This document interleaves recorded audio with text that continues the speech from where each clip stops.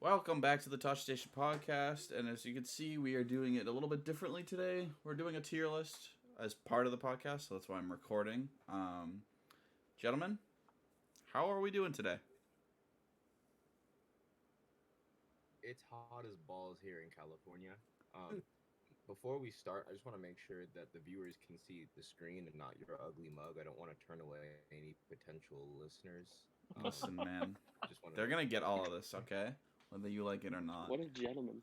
But yeah, no, we've just had a heat wave here over on the East Coast the past 3 days, but now it's rainy and miserable. So Yeah, it's pouring This in this Philly. weekend, it I think poured the in heat South wave just Carolina. reached us. It's about to be 107 on Wednesday, so I'm not going anywhere. Bro, you can keep that. Oh That's yeah, gonna be a it's a hard great time. pass for me, dog. It's a great time. Disgusting. all right, well, Disgusting.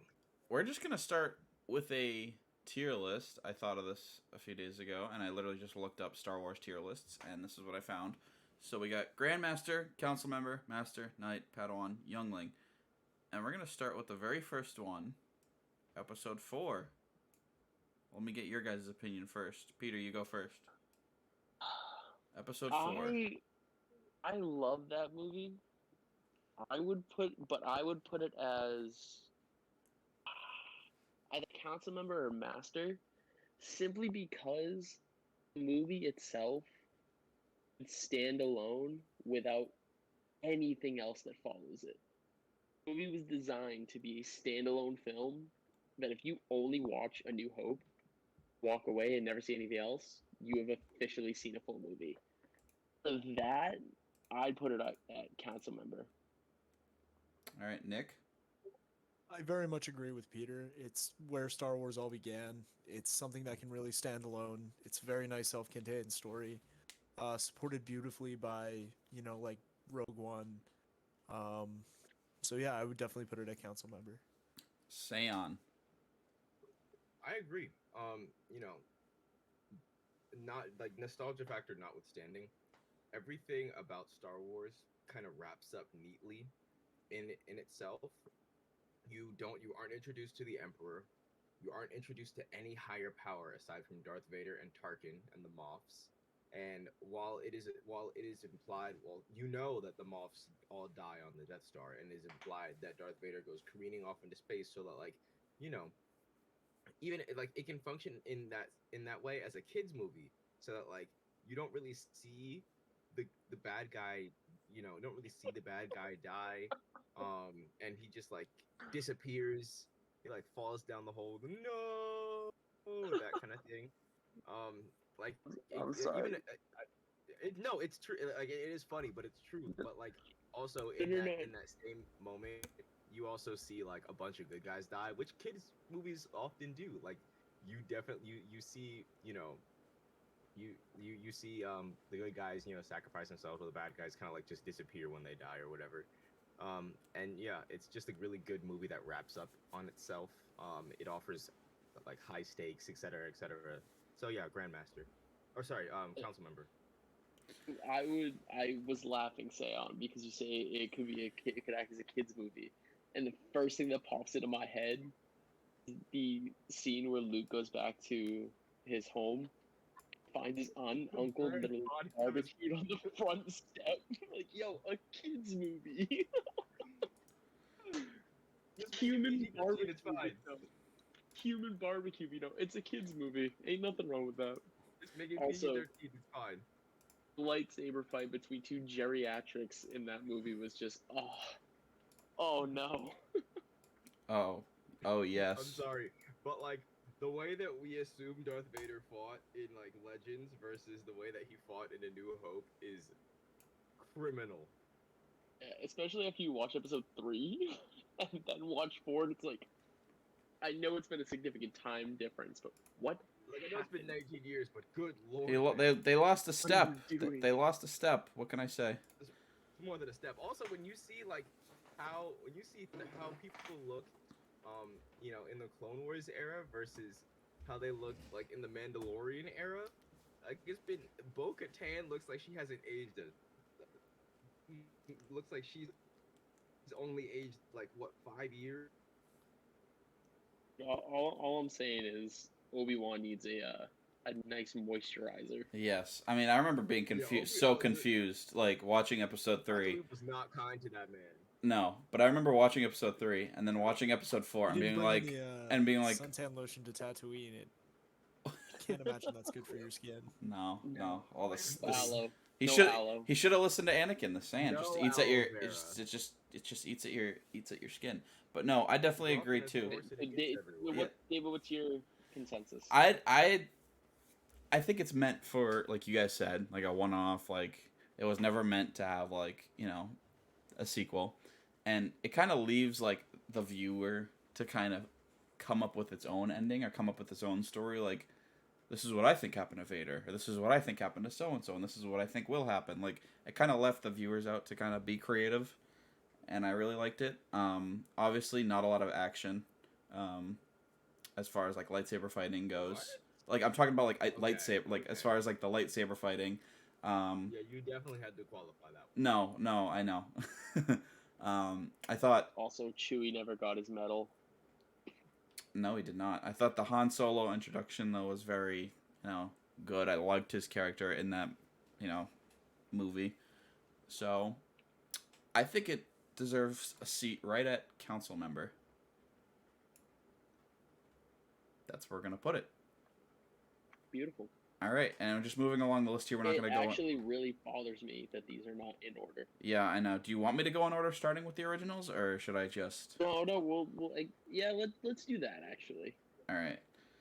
Empire Strikes Back, arguably one of the best, not only Star Wars movies, just movies, films of all time. Gonna go again. Peter, your thoughts? Absolutely loved it.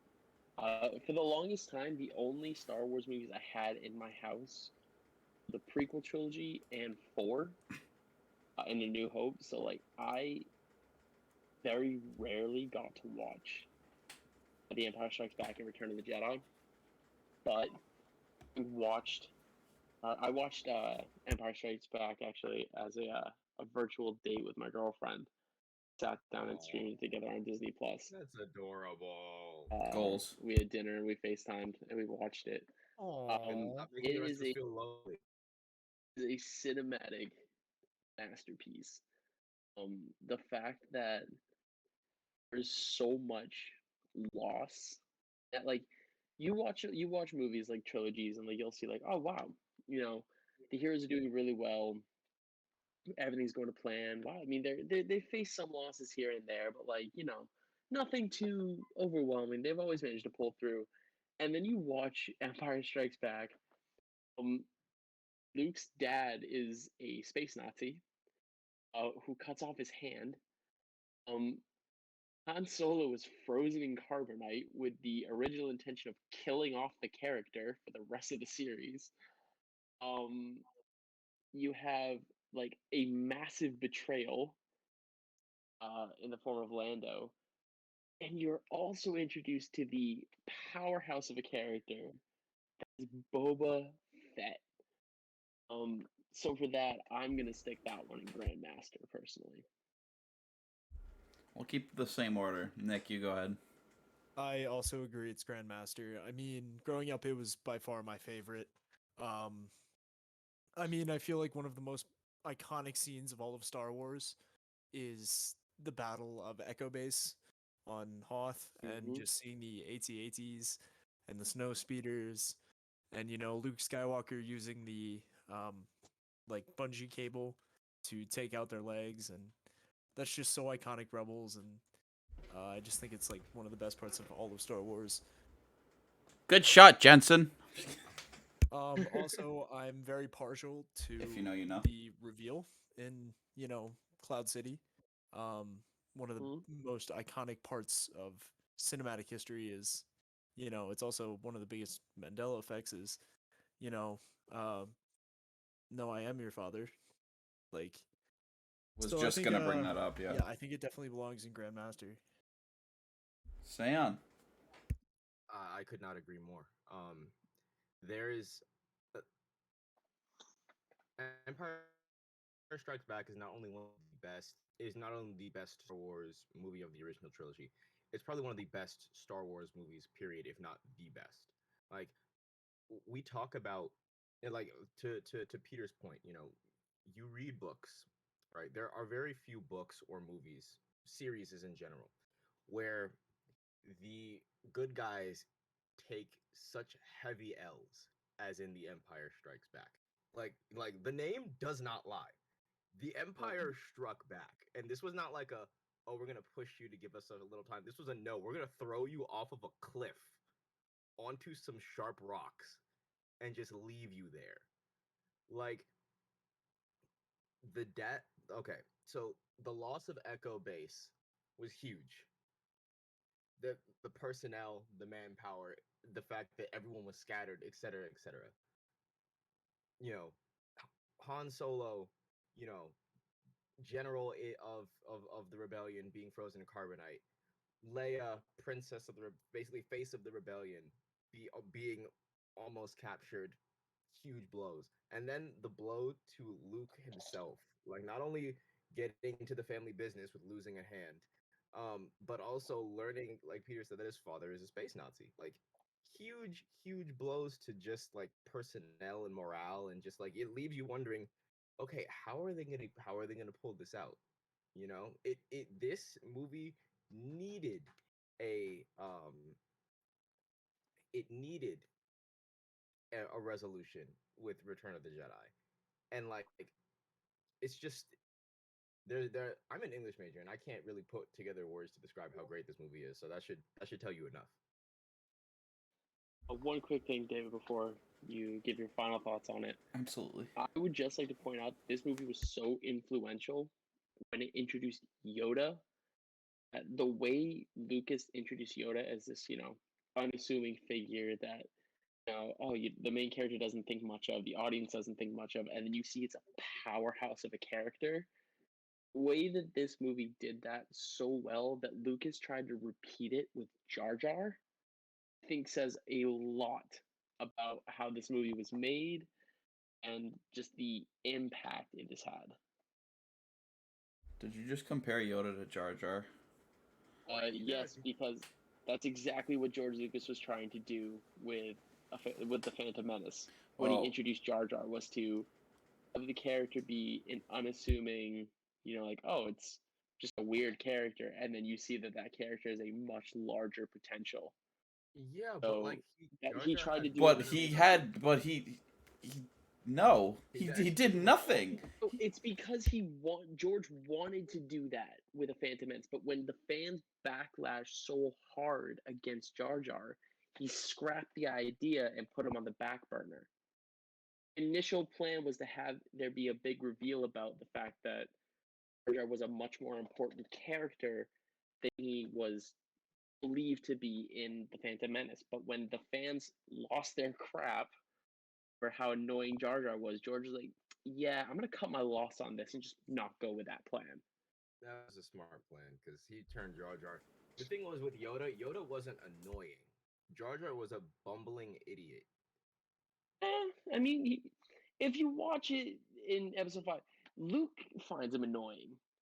He Luke literally finds him beats the annoying, but crap out like of Yoda, R2. So like as a child watching Episode 5, I did not find Yoda annoying. As a child watching Episode 1, I found Jar Jar stupid and annoying.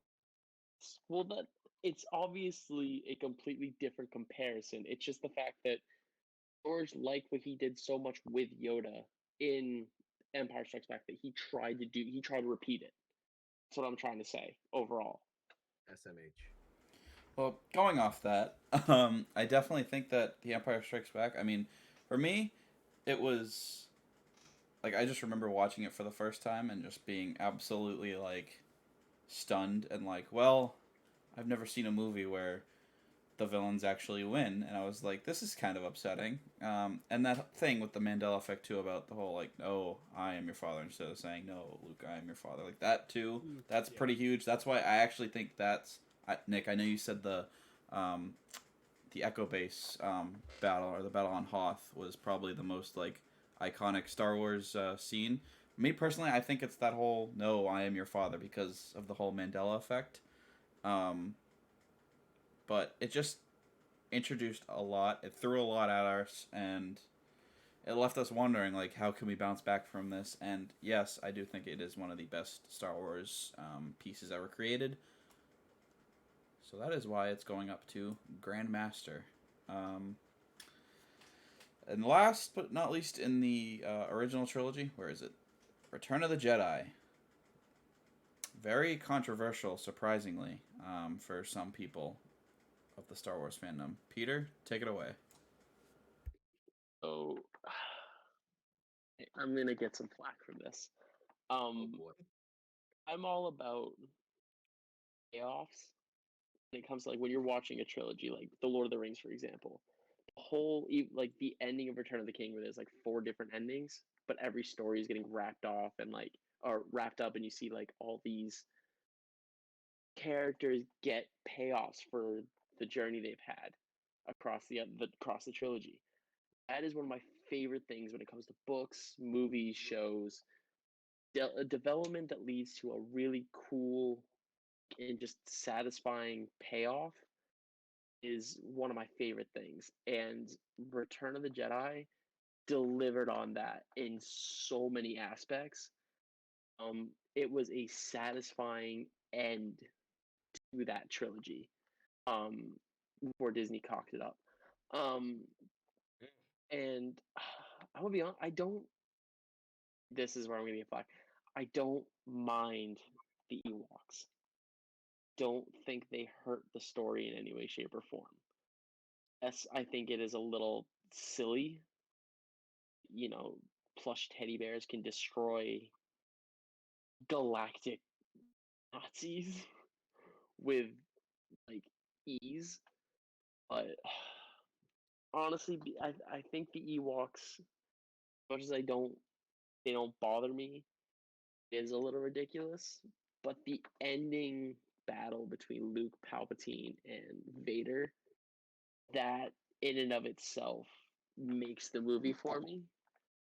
I'd have to put it at, I'd say, council member. I almost want to put it at Grandmaster, but yeah, I think the Ewoks and oh, screw. I'll put it at Grandmaster. I'd put it at Grandmaster. All right, Nick. I mean, I definitely think it's one of the most influential Star Wars out there. I mean, when I think of Return of the Jedi, I think of the, scene on Jabba's sail barge. Really getting to see like more Boba Fett. Um, I think like the redemption of Vader, it's something that's literally the most iconic ending to the most iconic science fiction trilogy of all time. I think it definitely is. Oh, what else do I want to say about this? Really getting to see like the end of Luke's journey from becoming, the little farmer on Tatooine to becoming who he is. And we see him enter Jabba's palace for the first time. I think it is just like a lot like what Peter said with just like character development, bringing it all together, ending a trilogy the way it really deserves to be. So I would probably put it at council member. All right, Seon. Return of the Jedi is actually my favorite um uh old trilogy um movie. Here, Um it is just being able to see Luke's growth. Like when that hooded figure pulls up, I remember watching this in second grade. That hooded figure pulls up, and you're like, "Oh my gosh, who is that?" And then it pulls off his hood, and it's Luke Skywalker, and like you're like, "Whoa!" Like this is a much different Luke Skywalker. Like this is different from, the farm boy or the guy who went off recklessly to save his friends and almost got himself and his friends killed. Like you can feel the gravity when Luke walks into the room. You can feel how different he is, how he carries himself. And then when he snaps on the green lightsaber, it was over. Like, not only one does the green lightsaber look like Obi-Wan's, so it's a nice homage to his former master, but like it's green. We had never seen a green lightsaber before, and it represented the fact that he was different. Um, and I mean, the battle of the second Death Star with the space battle was incredible. The Ewoks, yeah, they were silly, but it's whatever, and then Luke throwing away his lightsaber and saying, "I'm a Jedi like my father before me." When he was this close to repeating Anakin's mistakes, that's just such a powerful moment. So I have to say, I have to put it at Grandmaster tier. Very nice. Now, I'm going to bounce off of that point that you mentioned at the beginning of the movie with Luke Skywalker shows up at Jabba's palace. You got to think, you got to wonder that around the galaxy, people are hearing about this, you know, this person who blew up the Death Star, and at first he was just a boy, and now he's feared as one of the strongest, links to the rebellion because he literally just, blew up one of the Death Stars and is most likely going to face the Emperor and, be the new hope that the rebellion needed. So you gotta think that people knew about him, people feared him, people also respected him. So I think that scene was very impactful, and yes, you could feel sort of the gravity in that situation. And despite Jabba, being Jabba, not really caring, I also think that Peter, I kind of agree with the Ewok thing. I feel like back then, when movies were made, it was like the cheesy, like the ending of like, or that kind of surprise, like just that was kind of like what movies were back then. So nobody really cared, and it was like, yay, happy ending, woo, the heroes won, whatever. Now it's like we look at it and we're like, okay, did a bunch of Care Bears just really destroy like space Nazis? I mean, it's just I get it, and like thinking about it now, it's like that's pretty stupid. But they needed somebody like that because of plot. No, I I genuinely think that it's me personally. It's my second favorite Star Wars movie ever. So especially with the whole Vader redemption arc and that ending with Vader getting to actually look upon Luke with his own eyes as he says, and it's like you see him unmasked for the first time and you realize that there's actually a person behind the mask with feelings, emotion, but he's just been trapped and he's just pretty much been a slave like all his life. And so that was the one moment he had to really like be free. And so just because of that, Grandmaster, I think they nailed it. And to me personally, I think that that was the perfect ending to a incredible franchise, but obviously, um, it did not end there. So we are going to move on now to the prequels, which is very controversial, and we are going to start, if I can find the damn one, with the Phantom Menace. Years later, George Lucas creating a backstory to the original trilogy. Peter, lead us off. Phantom Menace. Your thoughts? Well, I we think already that I tackled think that Jar Jar, Psy so I think that Psy says it all. I'm just we've already tackled Jar Jar, so we won't delve into him. I won't delve too much into him. Um, Anakin, Jake Lloyd is obnoxious. Except the scene where he says goodbye to his mom. That actually is a touching and well done scene. He actually acts He's a well 9-year-old in kid. that. He's a Actually, he 9-year-old kid actually who thinks acts. he's the goat. Like he's not supposed. He's not supposed. He is supposed to be obnoxious at this point. Yeah, but that's the thing is like the rest of the movie, he's annoying as shit. I can't deal with him the rest of the movie. That scene where he says goodbye to his mom, I actually believe he's a character who cares about his mom. He's not just yelling wizards or are you an angel? Um, try spinning. That's a good trick. Oh my god. Let's see. What did we get out of that? That movie that was good. Oh, him flying. No, at least Bro, three incredible things came out of that movie, and those three things are Liam Neeson as Qui Gon Jinn, Ewan McGregor as Obi-Wan Kenobi, and Darth King Maul, who became, who was criminally cut short, cut down in his prime, pun intended, came back to be one of the greatest characters ever written. Thank you to our Lord and Savior Dave Filoni. Amen. The pod racing scene was just mind blowing the first time I saw Now it. this is pod racing. Yeah, but especially when you look at the computers that they had used to make that scene happen, it's incredible. Um, but there's a lot of problems with the movie. Whole if you watch, I don't know if you guys know this. You guys have seen Pirates of the Caribbean, right? Oh Of yeah. course. You know Keira Knightley. Yes. You Yeah. know Keira Knightley was the stand-in for Padme in that movie. I'm sorry, what? No way. It's Keira Knightley.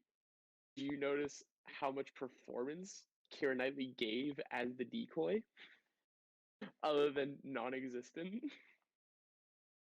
I think Plank from Ed, Edd n Eddy would have made a better decoy in that movie.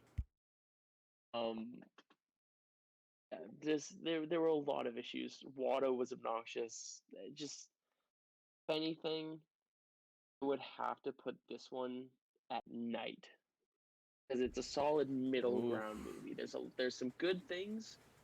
There's a lot of like problems with it, but I would put it at night.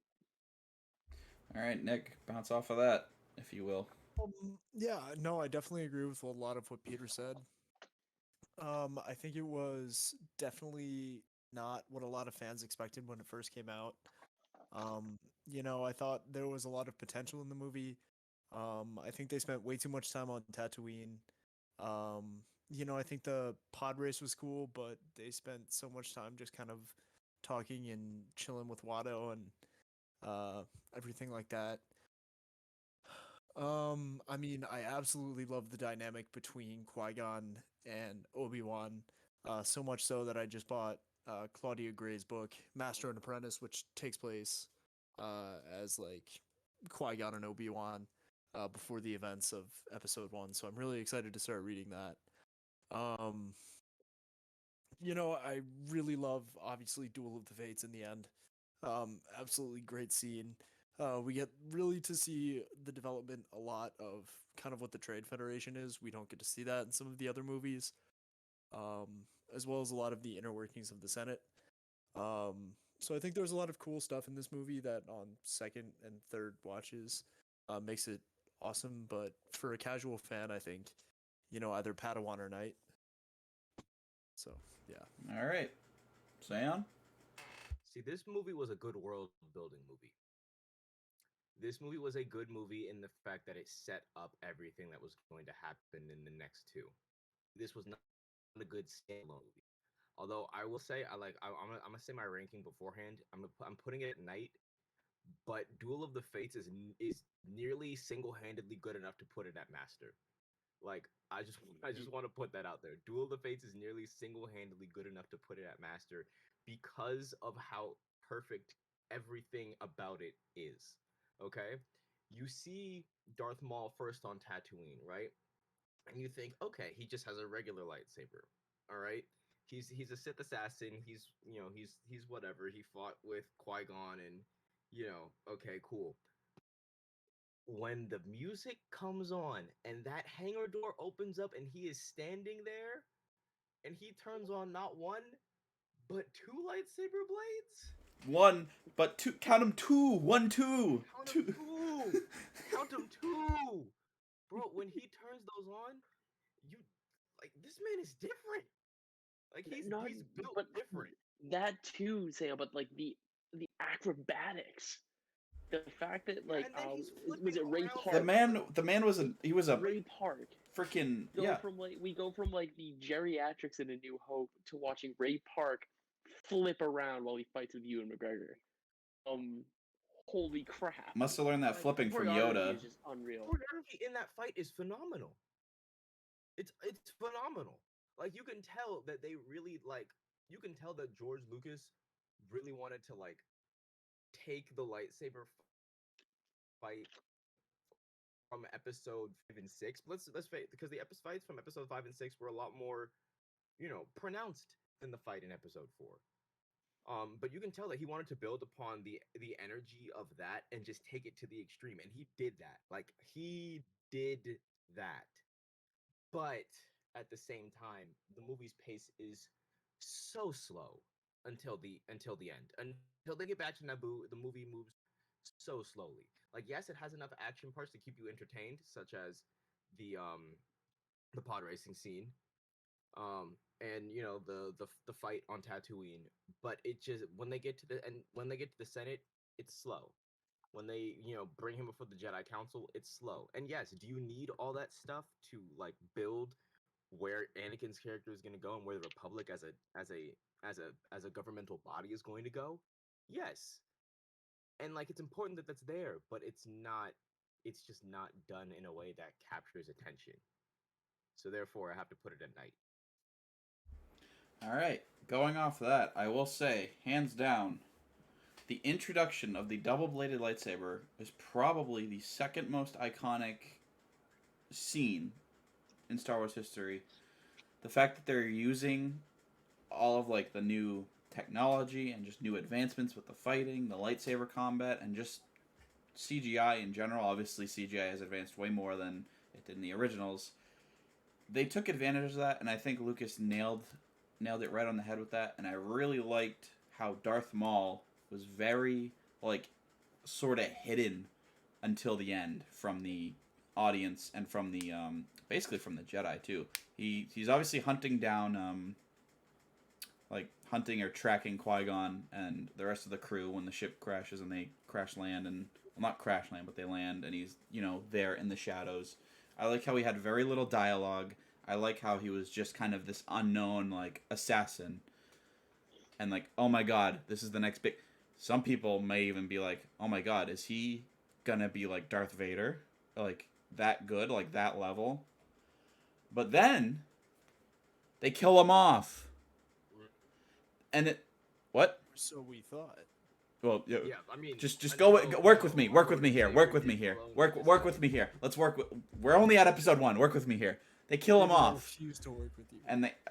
Okay, well then leave. we're logging off of this podcast right now. Okay, but he dies to the Padawan, and I don't necessarily know how I feel about that, and I don't know how I feel about the whole like, it's like the Jedi Order, like we don't kill, blah, blah, blah, like we're not, and then it's like you see it happen multiple times, and it's like whatever. I guess there's no silver lining, whatever. He chops this dude in half, and he falls down the shaft, whatever. So you lost Qui-Gon, who I thought was a really almost one of my like favorite Jedi, second favorite, because he was really like sort of out there, like didn't give a crap about the politics behind anything. He was just kind of like an ordinary, didn't really stick to the status quo, I guess you could say. And what else did I want to say? People say he's the closest thing you'll see to an in-canon gray Jedi, so... Yeah, so there's that. Also, the pod racing scene was good. The idea that this boy can just all of a sudden win a pod race and fly a ship, a battleship into, like, literal... It was a snub fighter and he had R2-D2's help. Okay, yeah. I'll give you that. Like, R2 came in clutch. Okay. He was literally flying in battle, and he just destroyed, and he was, oh, I don't know what I'm doing. What does this button do? I get it. He's a kid. But, like, the fact that that happens, and then they just, I don't want to say use it as a cover-up, because, I mean, he is the chosen one. So, like, yeah, he did that because he's the chosen one. And you could obviously see when Qui-Gon was testing him that he had a unnatural midichlorian count, and also his like skills and his cognitive ability was like already 10 times like higher than a boy his age. So like, yeah, chosen one, he's got certain abilities, and I guess he could fly that ship and do all that stuff because he was the chosen one. I don't know. I don't know how you guys felt about that. I didn't really hear you guys mention that. What do you guys think of the whole like him, like how he basically saved the or It won fits that with the battle? Chosen One banner. Yeah. Like it fits. If you're gonna introduce someone as one, they got to do something crazy. So therefore, that's what he did. It's better than him suddenly busting out force powers that he had no training, and then winning a lightsaber fight with also no training. Yeah, I very much agree. Okay. Sorry, I had something in my chest there. No, it's we'll get to that later. I also liked. I'm trying to think. I'm trying to find as many bright spots as I can, but to be honest, there really isn't any with this fucking movie. I will give you one. I'll give you one, David. Yes. It was a solid kickoff for a brand new trilogy. Yes, that's what I meant with it's a great world building movie because it sets up everything. It is a good push off point for a brand new trilogy. Especially at the It ending had a lot to live up to. when Mace Windu goes like, "Who's the one? Who did we kill? The Master or the Apprentice?" And then it pans in over to Palpatine with the biggest smirk on his face. I don't know if you remember. Do you guys recall what I'm talking No, about? I know exactly what you're Oh, I talking know about. exactly. And it's like, holy shit, it's happening. Like that scene from The Office. Oh my god, it's happening. Everybody stay calm. What's the procedure? Stay fucking calm. Like, it's happening. And Real quick too, just a fun fact. Ian McDiarmid was not originally Palpatine. oh, He was subbed in to be either a body double or the actor who played Palpatine was out one day or whatever, and he was supposed to give like a mock performance of the other guy. Ian McDiarmid was not Palpatine, the original trilogy when it Wow. first came out. no, he wasn't. When they first started. When they finished it, original trilogy, it is Ian McDiarmid in episode 5 and 6. Because I remember seeing like clips of it. Like, they refilmed it Yes. with him. So Ian McDiarmid was not the original Palpatine. Because he subbed in, is now what we look at when we think of Sidious and Palpatine. I'm looking up right now the original Palpatine. Oh my god, yeah, I remember seeing those pictures. Yeah. He looks like Doctor Doom. Yeah. Yeah, no, it was Wow. not Ian McDiarmid. Can you guys see? Full of interesting tidbits. Are you guys seeing this right now? Sam, you want another really fun tidbit real quick? Oh my god. You know Yeah, the scene in episode 6 where Palpatine like swivels the chair around to look at Luke? Yeah. That chair was mechanical, but it would short out so many times that Ian McDiarmid would use his feet shuffle the chair around to help spin it, and they made his robe long enough that it would cover his feet so you couldn't see him turning the chair. I hate that. I love it. So next time you watch Return of the Jedi and you see him do the chair spin to Luke, just remember that that's Palpatine tapping his feet on the floor to turn around. I love it. So weak, he has to use his freaking feet. Pathetic. Okay. We're gonna Let's wrap this one up. All right, we're gonna put this at night. Agreed. All right, and our most favorite of the franchise. Grandmaster. Okay, moving on. We're just gonna. Okay, episode 3. Absolutely not. No. I'd put it at Padawan, to be honest. Honestly, I'd put it at Padawan for the one scene, when the clones Just just. actually Jango It's the Fett. arena. What? I'm sorry, the arena scene, I would agree if it weren't for the fact that we got the arena scene and we got Yoda versus Dooku. What do you I mean? have several issues with the Yoda versus Dooku fight. Why? I have What? several What are issues your with issues that with fight. Yoda versus Dooku? That was literally the only bright spot I was going to bring up. Best fights of the Okay. of the prequels. All right, Peter, lay it on. Okay, I need you to bear with me, boys. Well, we're Baron. We're Care Baron over So- here. My gripe with the Yoda versus Dooku scene is Yoda's movement. What do you want him to do? He's a freaking. So You want no, him to boys, He wants bear with more. me. Bear It's with gonna me. be on more Kenami. Bear with me. He wanted more flips. There weren't enough. Bear with me. I will have you remember, how does Yoda get around for most of the prequel trilogy, for all of the cane. prequel Either trilogy? in a cane or in his Cane or a little hover chair. hover chair. Okay, so you're telling me that the frog that walks around with a cane and needs a floating Segway to keep up with other people, all of a sudden can force leap around the room like the ketamine goblin we all know him as. Yes. And then, Yeah. and You then know next why movie, I am and telling then you he can do this? no, I'm not done, because then he goes to the next movie and he waddles around with his cane again. And my biggest issue is that and this is non-Star Wars, this is behind the scenes. Christopher Lee was a gifted duelist, the greatest sword fighters. And do you know what George Lucas had this master sword fighter do? Swing a stick at the floor. They made and then made it up to him. We'll make it look good in post. That Well, it is did the look good in Yoda versus post. Dooku. Is the Yoda versus Dooku fight? It's Well, it did look good in Christopher post. Like, Lee what more do you swinging a Well, want? stick at the what do you floor. want him to do? Just swing it at nothing and just not put No, Yoda in there? Like, It's what do the you? whole. It's the whole thing of, well, one, it's the wasted potential of Christopher Lee. Two, it's the fact that you Did have you watch episode it's 3? it's inconsistent. Did No, you you watch had episode him 3? demolish Inconsistent. Anakin and Obi-Wan. What more did you want? He No, literally it is. chopped It is. up both of them. No, And then in it episode is 3, he inconsistent. Boys, there's also the frame where Dooku is fighting Anakin. Anakin swings down, just doesn't move, then opens his arm to like make himself vulnerable for the Dooku, like that cuts off his arm. That is a massive oversight, but it's there.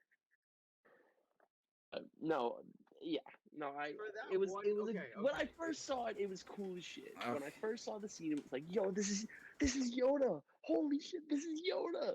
And then like I thought about it later, and I'm like, yeah, but like it doesn't go with anything that concerns his movement. It like spits in the face of the fact that you slapped a cane in his hand and put him in a little floating space cradle. Okay, okay. It makes sense. I I have a theory for it, so just let's keep going. like honestly with Yoda's power or lack thereof, or apparent power or apparent lack thereof, it makes sense because he uses form 4, which is Ataru. Ataru is all about acrobatic movements and using the force to enhance your movements so that you don't get hit. Like Ataru is all about like Ataru is basically it's aimbot, right? Like you're literally dodging or He cheated. deflecting He everything used that's coming aimbot. at you. Huh? He cheated. He used aimbot. Yeah, Yeah. it's literally like yeah, it's like having ultra it's like ultra instinct. It's basically force ultra instinct.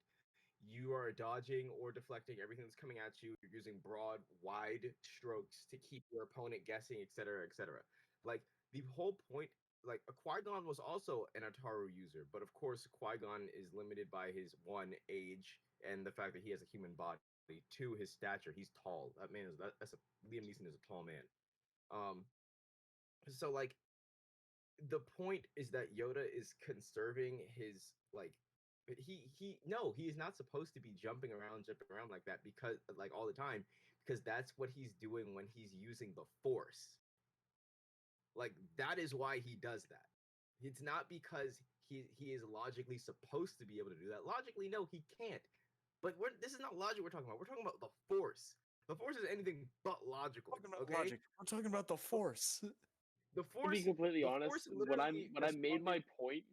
I made my point, and I heard Seon, I could physically see Seon in my mind push his glasses up, like up further up of his nose, and I just saw the freaking lenses flash white.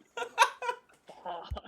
Yeah, because yeah, no, New this is why. challenger. This is why. I He mean, I'll literally slip in my hot. Boys, we're at like 40 minutes, so let's kind of speed this up. We're gonna be well, here like for a while. that is in a nutshell. That is Shit. why Yoda is able to do that. It's because he's using the Force. It's not because his species can logically flip around and stuff. It's So, required for his fighting style. okay, to get it on the roll, like David said, real rapid fire. I'm gonna put it in Padawan. The pros for me are the arena fight. which also has issues, but I don't want to really dive into it. Apart from this really quick thing, they only know when the council gets there. Only know that Windu is there, or they only know that Obi-Wan is taken captive. In other words, the Jedi Council sends almost 200 Jedi to rescue one, and loses almost all of them. But the arena fight is kick-ass. We get the Battle of Geonosis, the introduction of the Clone Wars. We get Jango Fett, which, yes, they killed him off, but they also gave us another character. We have the Yoda versus Dooku fight. We have Introduction to we the have Kaminoans more and how the the clones are characters. We being also have created. Mace Windu being Mace Windu, which is Yes. kick-ass. Amen. The cons, I love Hayden Christensen. I think he's a great guy. George Lucas does not know how to write romance. It was cringe and forced. Him and Padme. Didn't really give Christensen any direction. So yes, Anakin felt like an awkward character, which is what we want, as he's supposed to be an awkward character. There's a lot of issue in the movie with the fact that like Anakin's connection or relationship with other characters. He and Obi-Wan bicker frequently, and you don't really if you go back and watch episode 2, you will rarely find any instance in that movie at all where Anakin and Obi-Wan are actually getting along and actually being the friends that Ben in episode 4 says they were. They're more so fighting, they're at each other's throats, they're bitching at each other, complaining at each other. Then you have the relationship between Anakin and Padme, who look more like they hate each other than, they're lovers. And also, Padme just didn't age, and Anakin did. Maybe it's a Jedi thing. I don't know. But that's the thing. You're telling us that Anakin in episode 4, you've set up the standard that Anakin was a well-loved person. And in episode 2, no one likes He him. freaking murdered a whole village of freaking sand people, and But that's the thing. There's no real character. he's just this whiny No teenage. relationship Maybe with not anyone. even. I think he's older than a teenager. I think he's 20 in this movie. He's just a whiny. Oh, he's 19. It's been 10 years. Yeah. So. He was 9 in episode 1. Oh, all right. Well, Nick, I don't know if you've given any Yeah. opinions. I mean, was gonna say I think you hate the movie so much that you don't want to give an opinion. I was waiting. How dare you? I like episode 2. I mean, Fuck off. gives No, I'm the kidding. introduction of Jango Fett, who's definitely one of my favorite characters. I've always liked Jango Fett. Definitely duel on Geonosis. Trying to think what else. Charges. Oh my god, the seismic charges. Totally forgot about that. Made my nipples Best sound twisty in fresh. all of Star Wars. You gotta move it up tonight because of that. Oh, it says a Padawan. Don't you dare. No, I just dismantled one of your hot takes. You know, I will say, no, that says a Padawan. The Padawan. How dare you? The seismic charges. No. And there goes all of our cred. Thanks, David. What cred? Exactly. Okay. All right, Nick. I'm sorry. No, it's definitely like watching this one with my girlfriend. She loves the Naboo stuff. But I would definitely agree. It's like Padawan. It does a lot to really set up the third movie in the trilogy. Yeah, so I would definitely agree. It's like probably Padawan. Okay, so just real quick before we move on to episode 3. Sorry, Seon. I just need to stress this point. They see Anakin, who's he's a horny teenage drama boy. Let's send him away to keep Padme, probably the most influential person in the Republic right now. Let's send them both away so he can watch her and keep her safe. Y'all knew damn well what you were doing. You knew well, because you just wanted to screw Anakin over. Like, you knew damn well. Like, let's send Palpatine did it on purpose. Yeah, okay. And expect Let's expect no babies to be made. Let's expect, yeah. No, I mean... He saw it in episode 1. It was he's really the one that recommends Obi-Wan and Anakin. Yeah, it wasn't really the Jedi Council. The Jedi Council wanted. The Jedi Council did a lot of things wrong, but I don't think the Jedi Council wanted anything to do with that or had anything to do with that, really. No, I mean, Palpatine was. What about an old friend like Master Kenobi? You know, that horny little kid that follows him around. okay, but still, I Alright, we mean, gotta maybe they maintain maybe focus, they gentlemen. did it. We got a lot more Yeah, content to maybe cover. yeah. We're like almost an hour into this. Jesus Christ! All right, episode 3. I feel like we don't really need to say much about this because we already know. Grandmaster. If anybody wants less, That's I'm leaving Grandmaster the tier, podcast. and we all know why. Like, Um, there's just so many great things about it. There isn't a part of that movie that doesn't deserve. we to could be spend a on whole the podcast. podcast episode talking about episode 3. So if you would like, leave it in the comments below. Maybe we will one day. How about we just each give one of our favorite moments in that movie? So I'll go first. I think it's the battle on Mustafar and the whole ending with Anakin and Obi-Wan, and we see how Obi-Wan was really like, you know, despite all the bickering, as we saw in episode 2, they were brothers. Obi-Wan meant a lot to him. He was the chosen one, and Obi-Wan feels like he failed and literally has to go into hiding. So that scene really hits home, and I think now with all of the animated stuff with the Clone Wars, and we just see it adds more and more context to it. So that's my opinion on that. Peter, you want to go? Yeah. Since you took the Battle of Mustafar, I'm gonna have to say, Tragedy of Darth Plagueis. It's just like an incredible performance by Ian McDiarmid, and it shows how manipulative he is with Anakin. You really see puppet master at work, pulling the strings that he knows is gonna get to Anakin. I would say that one scene with it, there's no action. It's just McDermott, Hayden Christensen watching eels at like a space opera, and like the music for it, it's unsettling. Ian McDermott's like the way he moves his eyes, the way he like just turns his head. It's perfection in that scene itself. And I Apart from also becoming think a meme was just great. Hayden Christensen really nailed that scene because he looked just so like drawn into him, and he literally was just like, oh my god, like he just. I think that was like one of the only scenes, or one of the few You scenes can see how torn he is. that he really nailed. Because honestly, I thought, yeah, you said George Lucas didn't give him a good script, but I really didn't think he was all that great of an actor. I mean, that's just my opinion. But again, you can only do so much with a script, so who knows? But anyways, Agree to disagree. okay. Nick? I definitely have to go with like the scene when, obviously, like, they go to try to arrest Palpatine and he has a showdown with Windu and Anakin really falls to the dark side. I think that's like really what the entire prequel trilogy is about. We get to see like Anakin really fall to the dark side.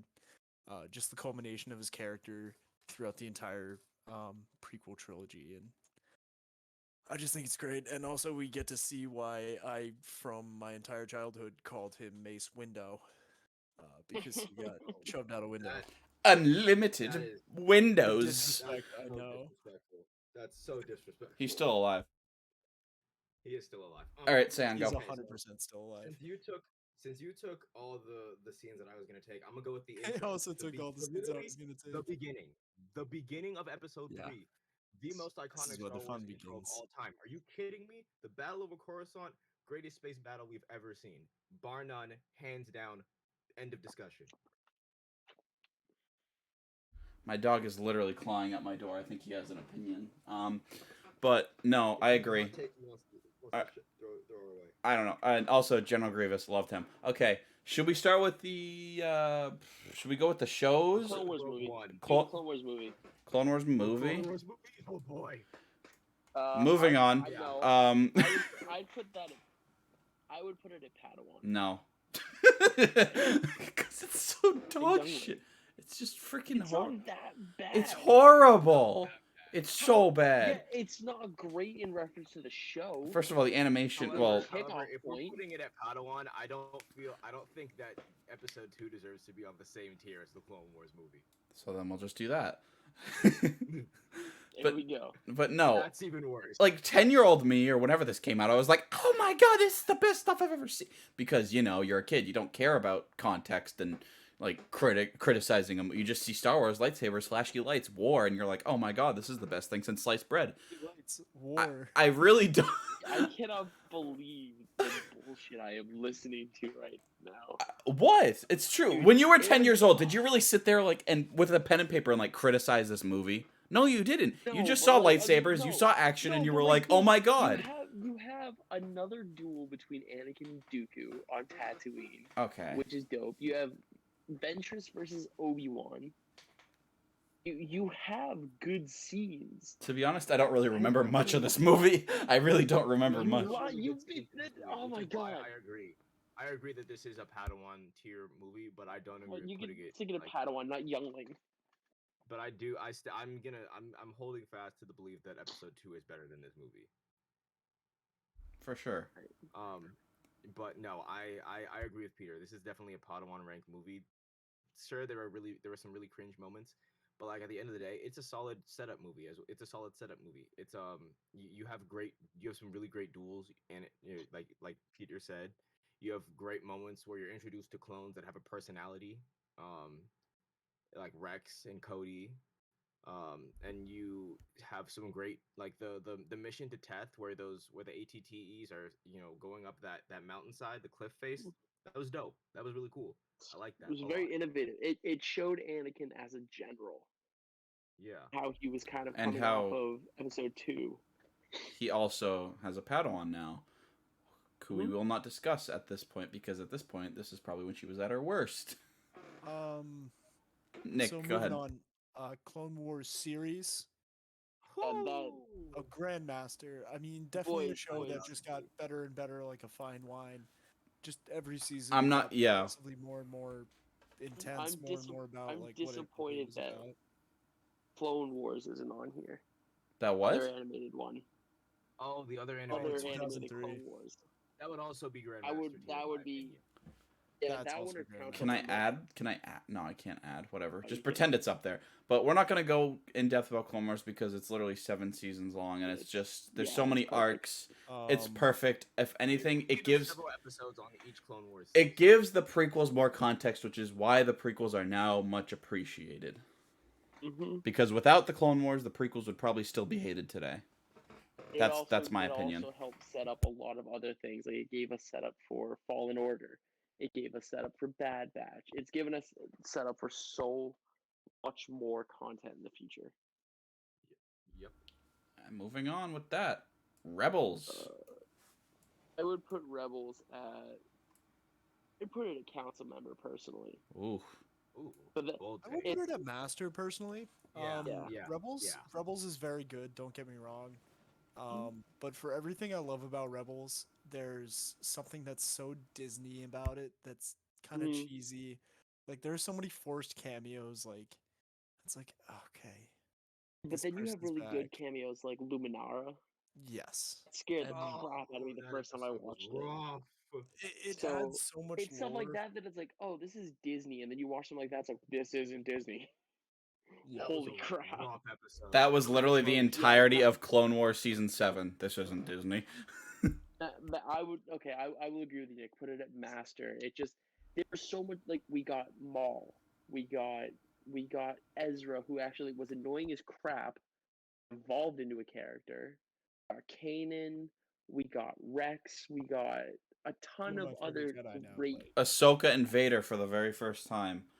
And Yes. the last time we That see means them, Leia. the last time we see them Of together, puts it together in Clone Wars. So that makes that scene even more impactful, as well as the Vader or not Vader, excuse me, the Maul and Obi-Wan scene could easily, hands down, bring this series up to Grandmaster. Yeah. If I'm being And honest. to the viewers, real quick, if you have not seen Sam Witwer break down that scene, you need to watch. I'm it. putting It's that. I will entertaining. put that link. I will put that link Because in the description. That honestly, that gives you an entirely new look at that scene, and it changes the way you interpret it. He's a master. Apart from being Starkiller, one of my favorite Star Wars characters of all time, he is Who will remain so legends. perfect. He's so perfect as Maul. Brings so much character to Maul and to the haunted, broken, rebuilt figure we see and during the Clone Wars and the Rebels. So just moving on, just for the sake of time. Star Wars Resistance, that's just obviously Youngling. Never gonna give it the time of day. Don't even put on the list. Doesn't It's deserve trash. it. The thing is, it's not targeted for our audience. I honestly believe it's targeted thing- for the thing kids. is, Mandalorian, we're all I putting would it in put as trash. Wow, why did that just get? Was that a hot take that it's Mandalorian, I would put targeted? as council member.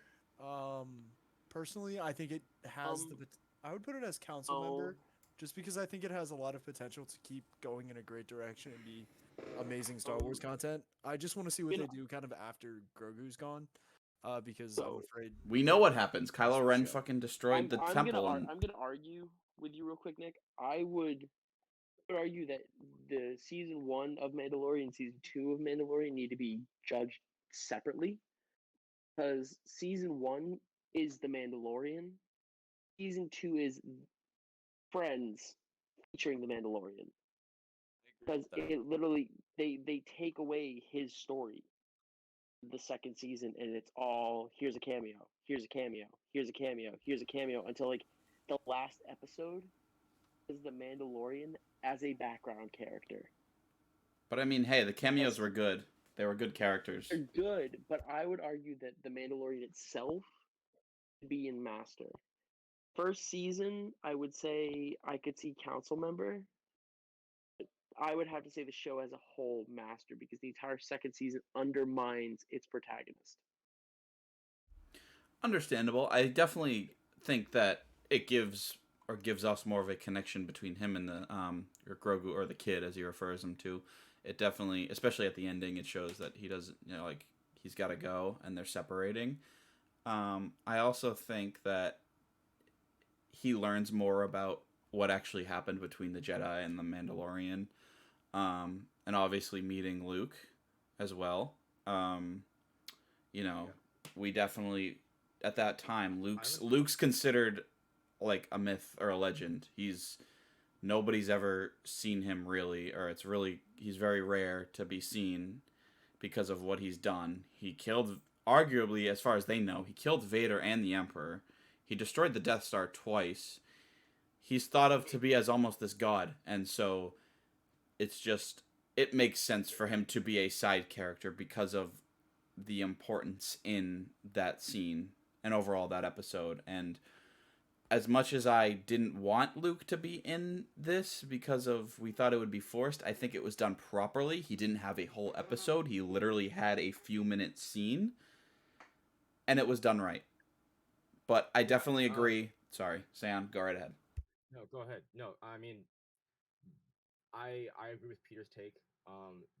Season 2 was Friends featuring the Mandalorian, but I also like the fact that, like, Luke's appearance, and the fact that he's dealing with a bunch of Mandalorians kind of represents, I guess, like, for those of you who aren't familiar with the history of the Mandalorians and the Jedi, they got into a bunch of wars and slaughtered each other for a couple hundred years. Um, Only a and it couple represented hundred.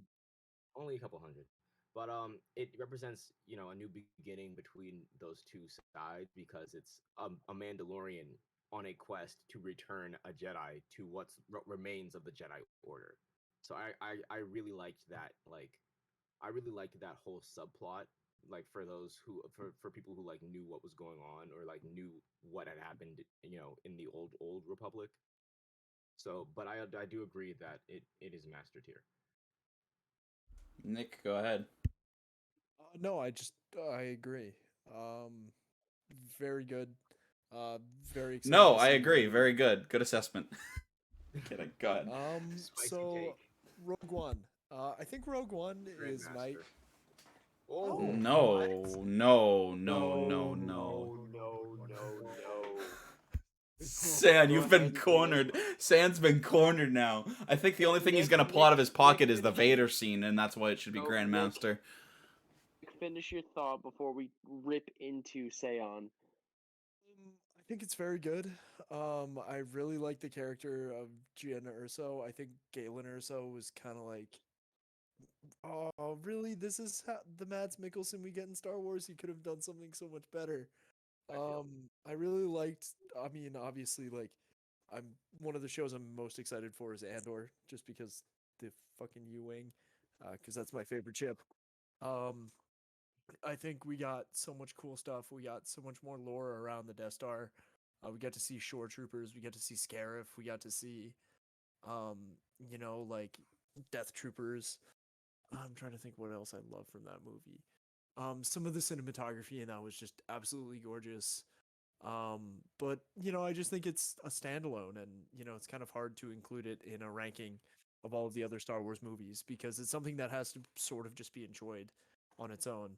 And then there are little like the bacon bits, like the Vader hallway scene, things like that. Um, Or just overall, the Vader scene in general, like the one with him with Every Vader scene in that movie was perfect. oh my god, when Krennic goes to I, Mustafar, I hope you don't like choke on your aspirations. Oh boy. that's oh, like was literally perfect. that's why Vader is like literally my favorite and you Star get Wars a character. teaser of him in the back the tank or whatever it's called. Hmm. I mean, Ventilation chamber, yeah. to be honest, I'm I'm pretty tempted to just put it at night because I feel like there's a whole lot of nothing and then just a lot of like shit No, thrown at once. That's But really low. but then again, I I, haven't seen it in a long time. So I would put it at master, strictly because like when you're watching it, this is one of the first pieces of Star Wars that we've seen that doesn't focus on lightsaber user. The resistance. It's the rebellion. And I mean, I think Jin is actually a really good character. E2SO was one of the best comic relief characters I think we've seen in a while. So one of the Um, best droid Spirit, characters. Spirit Imwe had so much potential. Um, and I'm still curious about what his story is. I'm not really a fan of Saw Gerrera in this movie, me strictly neither. because of the whole save the dream. Well, Saw Gerrera is I contractually obligated to be in every piece of Star Wars that comes out from now yeah, until forever. but Is that true? I would put it at Yes. master. I would put it at master because the end sequence is like Final Destination, and that is not something we have seen in Star Wars from main characters. Like we spend the entire movie getting to know these characters, getting to really like enjoy being around these characters, and then we watch Bodhi, the pilot, get blown up. Watch Chirrut get exploded. Watch his big boy bodyguard get gunned down. K2SO gets gunned down. Oh, and then Andor and Jin get destroyed by the Death Star. It honestly, I Three-word would put it review at of this master. movie. Everybody fucking dies. No, but this is why I wanted to put it higher, okay? This is specifically why I wanted to put it higher because it captures what it means to be part of the rebellion. Okay? The rebellion was not sunshine, rainbows and everyone survives. Okay? The rebellion was you are fighting the epitome of the dark side as just a regular person. You are not expected to survive anything that you go through. You are expected to be willing to put your life on the line for like at any time, any place for anyone. Okay? This movie epitomizes the rebellion and their desperate struggle to stay one step ahead of the empire, to stay one step ahead of the unstoppable war machine that was what Emperor Palpatine had created. Like this, it's honestly it's a it is a masterpiece in terms of Star Wars and in terms of stakes.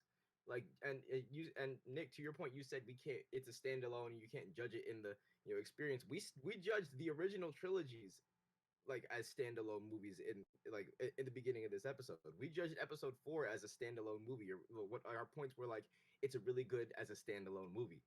Rogue One is better than episode 4 in terms of being a standalone movie because that's what it was originally because that's what it is and has remained.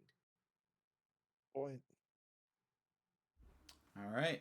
I'm gonna Well, You got to disagree put on that one. you got I to put Rogue One higher. you have a point as far as the whole like this is the first Star Wars movie where I think it shows like the heroes don't win and like there's no coming back. Like it was They do. They win, but it comes with a massive cost, and that's the point of the rebellion. which kind of is the reason why episode 4 happened in the first place. My bedtime Yeah. is in like 10 minutes, guys. Okay. Um, Sorry. We don't so, want to hit We'll do a breakdown of. I would love to do an entire episode just about Rogue One because it's one of my favorites as well. I personally think Solo is either Padawan or Knight. It's fun, but it's not something that I need to watch more than a couple. Haven't watched it, I agree with so I can't give an opinion on it. All right, sequel trilogy. Good Lord, help us all. Force Awakens put in Padawan, the rest put in Youngling. I was gonna actually. Skywalker is okay. No, right? No. No. Last. It will Yeah, right. beat No, you. Last Jedi. I would put Rise of Jedi. I am going to Stop hurt this, you. Stop this. Stop this. Fix that tier list, you moron. Stop this. I have all the power. Okay. Putting the Force Awakens at Youngling is actually doing it a disservice because it was a good. It was a episode 4 clone. However, So you know why it was you liked it? good enough. Because it was episode 4. It was good enough. It was good enough. The Last Jedi, putting that at Youngling is also a disservice because it was the best of the 3. Not It's saying not. much, but it was. It's not. No, it's but it was the not. best It's of the not. three. No, It's not. It's the worst Sam, movie I'm I've ever going to watched. hurt you. It is the worst Star Wars I'm movie going I have to ever hurt watched. you. It was straight garbage. Rise of Skywalker can belong. Yeah, they could No, go. The Last Jedi belongs in the Rise trash. of Skywalker. too. If there's a rank below Youngling, I think it would be Initiate, and we'd put Rise of Skywalker there. In the next episode, Sam is going to write a 5-page paper on why the freaking Star Wars Episode 8 is a Yeah, good. tell the English major to write Yeah. a paper. Yeah, Yeah. that's great thinking. I want to know why. But Why you is have it to such a? think, like one? I don't have Yeah. the time for this, but like I will make the time. I know you will. Okay. Don't- That Shit. note, Wait. on that What was note, supposed I to be in think that's how council we wrap member? this up. Yeah. We're not going to I talk think about that E3. looks right. An hour and 11. Did it or did I fuck it up even more? Is that right? I swear to God, there was another one in No, night. that's Was right. this in That's night? What? No. Oh, There was something. Okay. All right. No. that's Alright. fine. If That's you fine. guys have a different opinion, please let us know in the comments. Send us your own tier lists. Yeah, this one went on way longer than it should. Sorry, Nick. Nick's probably in bed right now because it's his bedtime. So follow us on Instagram. Hit us up in the DMs. Hit us up in the comment section on what you'd like us to see you talk about next. And until then, may the force be with you all, and goodbye.